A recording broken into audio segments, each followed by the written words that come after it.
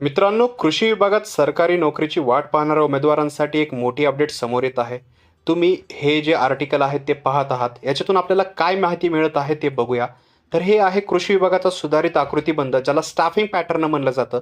पुन्हा एकदा चर्चेत आलेला आहे हा. यामुळे तब्बल 29,000हून अधिक पदांचा मार्ग जो आहे तो मोकळा होण्याची शक्यता आहे. आजच्या व्हिडिओमध्ये आपण या बातमीचे सविस्तर विश्लेषण जे आहे ते करणार आहोत.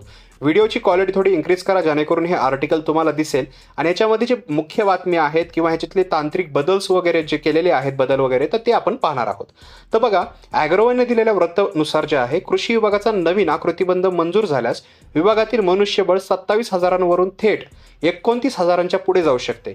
यामध्ये कोणत्या पदांचा समावेश होणार आहे? तर याच्यामध्ये सहाय्यक कृषी अधिकारीची 15,000 पदे, उपकृषी अधिकारीची 3,000 पदे, कृषी अधिकारीची 2,000 पदे, तसेच कृषी उपसंचालकची 700 पेक्षा जास्त पदे.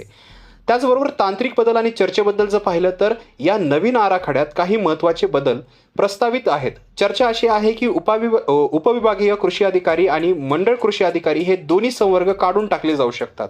तसेच 2 ग्रामपंचायतीमध्ये एक सहाय्यक कृषी अधिकारी देण्याचा प्रयत्न शासन स्तरावर सुरू आहे आणि ही न्यूज कन्फर्म आहे. आता हा प्रवास सोपा नाहीये. गेल्या काही वर्षात जर आपण पाहिलं तर तब्बल 8 वेळा आकृतीबंध तयार करण्याचे प्रयत्न झालेले आहेत, पण प्रत्येक वेळी काही ना काही अडचणींमुळे ते प्रस्ताव रखडले गेलेले जातात. आता कृषी आयुक्त सूरज मांढरे यांच्या मान्यतेनंतर हा प्रस्ताव अतिरिक्त मुख्य सचिव विकासचंद्र रस्तोगी यांच्याकडे पाठवला जाणार आहे. आता आपण इतिहास आणि सध्याची स्थिती जर पाहिली तर बघा, थोडक्यात इतिहास पाहायचा झाला तर 1998 मध्ये कृषी विभागात 13,000 पदे होती. 2009 मध्ये फेर आढावा जो आहे तो घेऊन 27,000 करण्यात आली आणि 2014 पासून ते मार्च 2025 पर्यंत अनेकदा नवीन आकृतीबंधांचे प्रयत्न झालेले आहेत, पण अद्याप अंतिम मोहर उमटलेली नाहीये. आता 2026च्या या नवीन हालचालींकडे सर्वांचे लक्ष लागलेले आहे. जर हा सुधारित आकृतीबंध जर मंजूर झाला तर कृषी पदवीधरांसाठी आणि स्पर्धा परीक्षा देणाऱ्यांसाठी ही एक सुवर्ण संधी ठरेल. तुम्हाला काय वाटतं? आणि कृषी विभागाचा नवीन बदल शेतकऱ्यांसाठी फायदेशीर ठरेल का?